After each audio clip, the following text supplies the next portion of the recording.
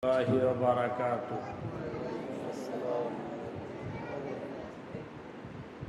بسم الله الرحمن الرحيم. الحمد لله رب العالمين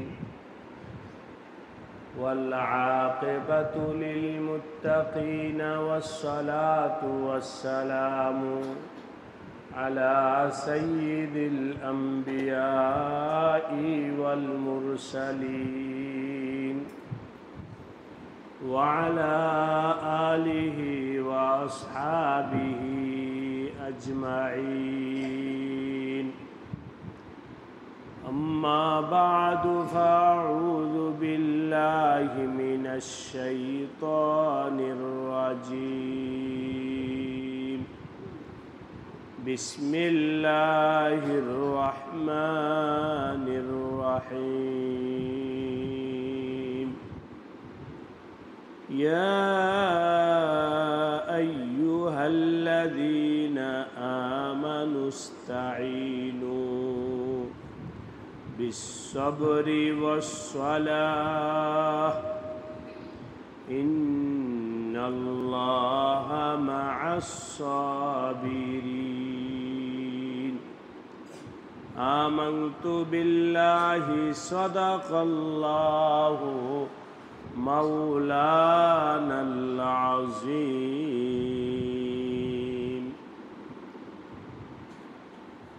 মুন্সিগঞ্জ চালতাতলা মাদ্রাসাতুল হাফিজ আল ইসলামিয়া কীর্তি ছাত্রদেরকে পুরস্কার প্রদান এবং কিছু ছাত্র ভাইকে কোরআনে কারিমের সবক প্রদান উপলক্ষে আয়োজিত আজকের এই মহতি মজলিসে উপস্থিত হযরত উলামায়ে কেরাম, এই এলাকার মুরব্বিয়ান এবং মাদ্রাসার ছাত্রদের অভিভাবক বৃন্দ, পর্দার আড়ালে আমার মা ও বোনেরা, আল্লাহ রাব্বুল আলামিনের দরবারে অসংখ্য শুকরিয়া যে আল্লাহ রাব্বুল আলামিন মেহেরবানি করে দয়া করে আমাদেরকে এই মুবারক মজলিসে আসার বসার তৌফিক দান করেছেন। সকলে শুকরিয়া আদায় করে বলি আলহামদুলিল্লাহ।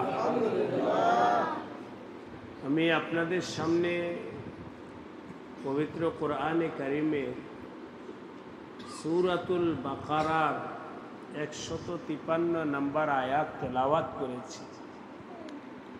আল্লাহ রাব্বুল আলামিন সকল পুরুষ এবং মহিলা যারা মুসলমান ঈমানওয়ালা সবাইকে একটা নসিহত করেছে, নির্দেশ দিয়েছে, সবক দিয়েছে যে তোমাদের এই দুনিয়ার জীবনে চলতে গেলে ভালো মন্দ সুখ দুঃখ আসবে, এটা স্বাভাবিক।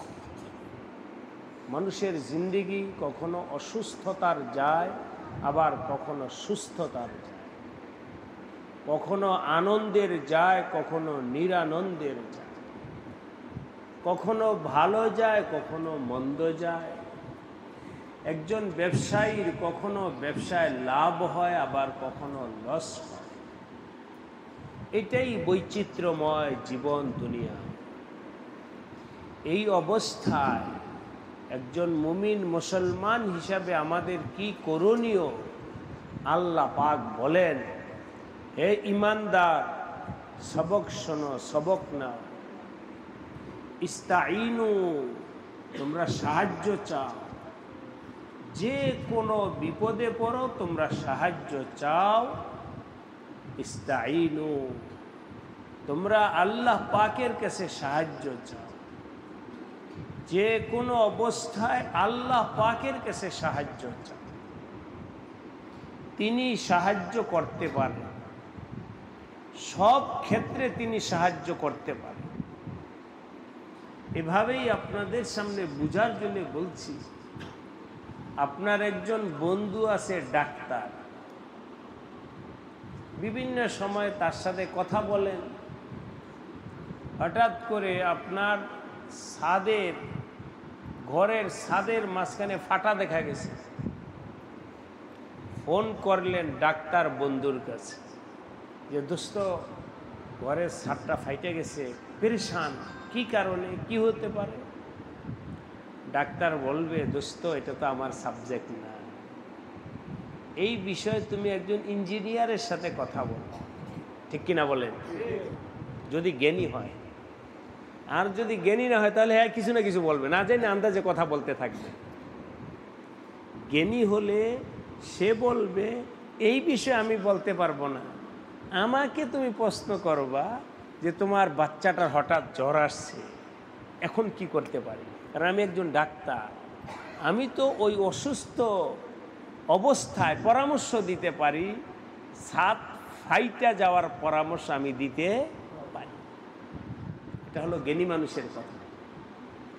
আপনার একটা সম্পর্ক আছে একজন মিস্ত্রির সাথে, রাজমিস্ত্রির সাথে, বন্ধু, হঠাৎ করে আপনার মাথা চক্কর দিছে, ফোন দিলেন, দোস্ত আমি তো চক্কর খায়া পইরা গেছি, কি করতে পারি? মিস্ত্রি বলবে, দোস্ত আমার তো সাবজেক্ট এটা না, আমি এ ব্যাপারে তোমাকে কোনো সাজেশন দিতে পারবো না। কিন্তু আপনাদের কাছে প্রশ্ন, আমার আল্লাহ সব ব্যাপারে শুধু সাজেশন নয়, সহযোগিতাও করতে পারেন কিনা? অসুস্থ হয়ে গেছো, আল্লাহ পাকের কাছে সাহায্য চাও। ঘরে ভূমিকম্প হয়েছে, আল্লাহ পাকের কাছে সাহায্য চাও। তোমার গাড়িটা নষ্ট হয়ে গেছে, আল্লাহ পাকের কাছে সাহায্য চাও। যে কোনো ব্যাপারে, ইয়া আইয়ুহাল্লাযীনা আমানুস্তাঈনু বিসসবরি, হে ঈমানদার পুরুষ মহিলা, সর্বক্ষেত্রে তোমরা আল্লাহ পাকের কাছে সাহায্য চাও। আজকে আমি আপনাদের সামনে লম্বা কোনো কথা নয়, যেহেতু এখন খাওয়া দাওয়ার সময়, তাই 1 নাম্বার আল্লাহ পাকের দেওয়া সবকটা আপনাদের সকলের অন্তরে বসাইতে চাই। পর্দার আড়ালের মা বোন, আপনারাও আল্লাহ পাকের দেওয়া নির্দেশটা পালন করার চেষ্টা করবেন। যে কোনো বালা মুসিবত, যে কোনো অবস্থায় আমাদের আল্লাহ পাকের কাছে সাহায্য চাইতে হবে। পুরুষকেও মহিলাকেও সবাইকে আল্লাহ পাকের কাছে সাহায্য চাওয়ার সবক আমরা কোরআন থেকে নেওয়ার চেষ্টা করি। আল্লাহ আমাদের সবাইকে তৌফিক দান করেন। সাহায্য করতে পারেন কে? আল্লাহ। এই কথাটা আমরা আপনারা সূরা ফাতিহার মধ্যেও পড়েছি। আলহামদুলিল্লাহি রাব্বিল আলামিন আর রহমানির রহিম মালিকি ইয়াউমিদ্দিন ইয়্যাকা না'বুদু, এরপরে কি? ওয়া ইয়্যাকা নাস্তাঈন। হে আল্লাহ, আমি একমাত্র তোমার ইবাদত করি এবং একমাত্র তোমার কাছেই সাহায্য, আর কারো কাছে। সুতরাং আমরা যেন গায়রুল্লাহর কাছে ধর্ণা না ধরি। আমাদের মালিক আছে, আমার খালেক আছে, আমার অভিভাবক আছে, কে? আল্লাহ। সুতরাং সমস্যায় পড়লেই গায়রুল্লাহর দিকে না দৌড়াই। অমুক পীর, অমুক দরগা, অমুক মাজার, অমুক ফকির, তাবিজ কুমার, এগুলোর দিকে আমার মা বোনরা বেশি দৌড়ঝাঁপ করে। অথচ আল্লাহ পাক কোরআনে সবক দিয়ে দিছে। আল্লাহ পাক নিজে বলেছেন, আমার কাছে চাও, আরেকজনের কাছে যাও কেন? যে কোনো সমস্যায় পড়েন আল্লাহ পাকের কাছে সাহায্য চাই। আল্লাহ পাক আমাদের সবাইকে এই কথার গুরুত্ব বুঝবার তৌফিক দান করেন। দ্বিতীয় নাম্বার, আপনাদেরকে একটা হাদিস শুনাইতে চাই। নবী আলাইহিস সালাম বলেছেন, আয়াতটা যেমন সংক্ষেপে বললাম, হাদিসটা সংক্ষেপে বললাম। নবীজি বলেন, আল মুসলিম আখুল মুসলিম, এক মুসলমান আরেক মুসলমানের ভাই। আল মুসলিমু আখুল মুসলিম, সারা দুনিয়ার মুসলমান মুসলমানের ভাই। সুতরাং ভাই হওয়ার কারণে কি করতে হবে? নবীজি বলেন, লা ইয়াখুনুহু ওয়া লা ইয়াকযিবুহু ওয়া লা ইয়াখযুলুহু। তুমি তোমার ভাইয়ের সাথে কোনো ধরনের খেয়ানতের আচরণ করবা না। তোমার ভাইয়ের সাথে খেয়ানত করো কেন? তোমার কাছে যদি 1 লাখ টাকাও রাখা যায় না, আমার ভাইয়ের সম্পদ খেয়ানত করা যাবে না। কেউ কারোর সাথে খেয়ানতের আচরণ করবা না, যেহেতু তোমার ভাই। 2 নম্বর নসিহত, ওয়ালা ইয়াকযিবুহু। তুমি তোমার মুসলমান ভাইয়ের সাথে মিথ্যা কথা বলবা না, মিথ্যা কথা বলবা না, এটা তোমার ইসলামের সবক। ওয়ালা ইউকাযিবুহু, এই হাদিসটা এভাবেও পড়া যায়, অর্থাৎ তোমার মুসলমান ভাই যদি তোমাকে কিছু বলে বিশ্বাস করে নাও, খামোখাই মিথ্যা। আমরা তো মন্তব্যে পটু, মানে কেউ কাউকে বিশ্বাস করতে চাই। আপনি একটা কথা বললে আমি এটা নেগেটিভ দিয়ে নিব, মিথ্যা কথা বল, অথচ আমি কিন্তু জানি না এটা সত্য না মিথ্যা। না যাই না কাউকে মিথ্যুক বলবা না, তুমি নিজেও মিথ্যা কথা বলবা না, অন্য কাউকেও মিথ্যুক বলবা না। মানুষের প্রতি সুধারণা রাখো, অন্যের প্রতি সুধারণা রাখো, ভালো ধারণা রাখো, কেউ কারো প্রতি খারাপ ধারণা রাখো। এটা আমার নবীজি সবক। 2-3 নম্বর হলো ওয়ালা ইয়াখযুলুহু, কেউ কাউকে অপমানিত করবা না, কেউ কাউকে ছোট করবা না, রুসওয়া করবা না। সবারই ইজ্জত আছে, সম্মান আছে। একজন স্বামীর জন্য উচিত তার স্ত্রীকে সম্মান দেওয়া, একজন স্ত্রীর জন্য উচিত তার স্বামীকে সম্মান দেওয়া। এভাবে ধনী গরিবের ভেদাভেদ, প্রভাবশালী সাধারণ মানুষের ভেদাভেদ নেই, প্রত্যেকে একে অপরের সম্মান দিবে, কেউ কাউকে অবজ্ঞা এবং হেয়র দৃষ্টিতে দেখবা না। এই সবক আমার নবীজি দিয়েছে। অতএব প্রত্যেকটা মুসলমান যেন নবীজি দেওয়া সবকের উপরে আমল করে। আল্লাহ আমাদের সবাইকে তৌফিক দান করেন। আমি আগে বলেছি লম্বা কথা বলবো, মাঝখানে একটা কথা আসছে তাই বলি। মহিলা পুরুষ কার বানানো? মহিলাদেরকে বানাইছেন কে? পুরুষকে বানাইছেন কে? সুতরাং মহিলা পুরুষ ইসলামের দৃষ্টিতে, কোরআনের দৃষ্টিতে একে অপরের প্রতিদ্বন্দ্বী নয়। দেখেন, যদি স্বাভাবিকভাবে দেখেন, একজন মহিলা একজন পুরুষ ভাই বোন, অথবা একজন পুরুষ একজন মহিলা স্বামী স্ত্রী, অথবা একজন পুরুষ একজন মহিলা মা, একজন পুরুষ একজন মহিলা মেয়ে বাবা। কোনো মহিলা পুরুষের সম্পর্ক ছাড়া থাকতে পারে না, কোনো পুরুষ কোনো মহিলাদের সম্পর্ক ছাড়া থাকতে পারে কি ভাই? যৌক্তিক কথা বলে। একজন পুরুষ দুনিয়াতে আসছে কার মাধ্যমে? মায়ের মাধ্যমে। আর মা হইছে কার মাধ্যমে? অবশ্যই মা হইছে আরেকজন পুরুষের সংমিশ্রণে। সুতরাং ইসলাম এবং কোরআনের নিজাম হলো পুরুষ মহিলা একে অপরের সম্পূরক, পরিপূরক। পুরুষের জিন্দেগি পরিপূর্ণ এবং সুখের হয় নারী দ্বারায়, নারীর জিন্দেগি আনন্দদায়ক হয় পুরুষের দ্বারায়। এটা হলো ইসলামের সুন্দর নিজাম, কোরআনের শিক্ষা। আজকে বর্তমান বাংলাদেশে নারীবাদী নামে, নারীবাদী নামে কিছু নাস্তিক মোরতাদ মহিলার উদ্ভব কিছু কথা আমাদের সমাজে আসছে, যেটা স্বামী মহিলা এবং পুরুষের মাঝে বিভেদ সৃষ্টি করার চেষ্টা। ঠিক কিনা বলেন? মহিলাকে আলাদা, পুরুষকে আলাদা বানায় ফেলতেছে। সমাজের মধ্যে পুরুষ মহিলার মাঝে ঝগড়া বাজায় দেওয়ার এক স্লোগান নাস্তিকরা উঠাইছে, সেটা হলো কোরআন বিরোধী প্রস্তাব। কোরআন বিরোধী প্রস্তাব, আলিয়াজুবিল্লাহ। অত্যন্ত আমাদের সংস্কারের নামে নারী উন্নয়ন বিষয়ক সংস্কারের যে কমিশন বানাইছে, এই কমিশন যে রিপোর্ট দিয়েছে, এই রিপোর্টটা পড়লে একজন বিবেকবান মহিলা থুতু ফেলবে। কেন? এর মধ্যে অশ্লীলতাকে বৈধ দেওয়ার প্রস্তাব দেওয়া হয়েছে। অত্যন্ত শুধু কোরআন সুন্নাহর বিরোধী তা না, একজন বিবেকবান মানুষের বিবেকের বিরুদ্ধে। আপনাদের হয়তো জানা নাই এত খারাপ প্রস্তাব সেখানে দিয়েছে। সেখানে প্রস্তাবের মধ্যে আছে যৌনকর্মীদের এই সব নাজায়েজ কাজকে বৈধতা ঘোষণা দিতে। জি, আরো খারাপ কথা আছে।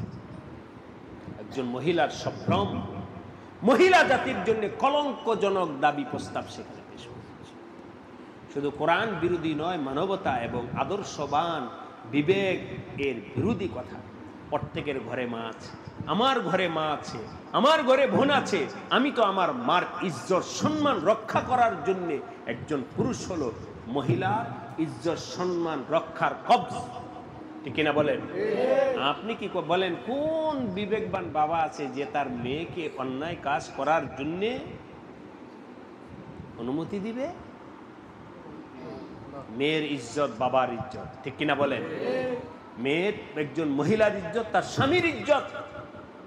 পুরুষ তার জীবন দিয়ে দিবে, নিজের মায়ের ইজ্জত নষ্ট হবে, এটা কখনোই মেনে নেবে না। পুরুষ এরকম অনেক আছে, আমি এটাকে বৈধ বলবো না, অনেক বাবা আছে আত্মহত্যা করছে। কেন? নিজের মেয়ের ইজ্জত নষ্ট হয়েছে, এ কারণে সে নিজের জীবনকে আত্মহত্যা করে আছে না? সুতরাং ইসলাম যেই সম্পর্ক সৌহার্দ্য স্থাপন করেছে, ওরা সেই ইসলামের বিরুদ্ধে বলে যে ইসলাম নারীর উন্নয়নের ক্ষেত্রে বাধা। তো নাউজুবিল্লাহ বললেন না?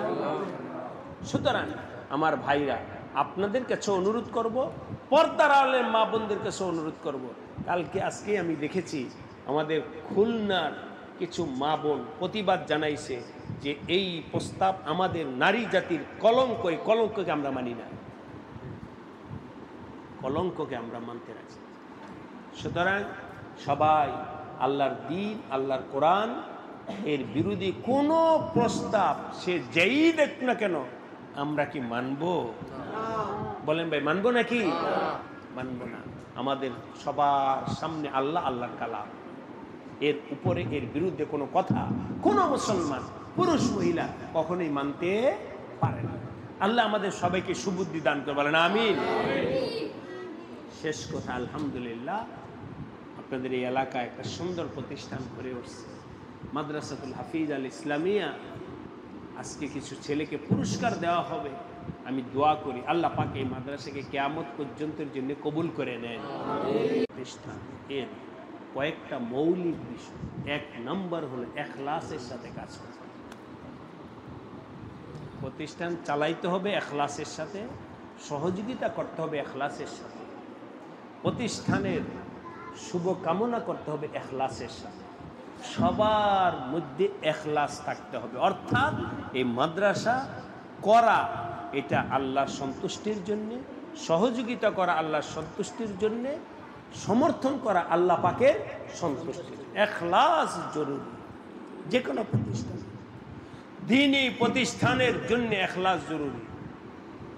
দ্বিতীয় নাম্বার, ওই মাদ্রাসাটা পরিচালিত হবে সুন্নাহ মোতাবেক, নবীজির সুন্নতের খেলাফ কোনো কিচ্ছু যেন না হয়।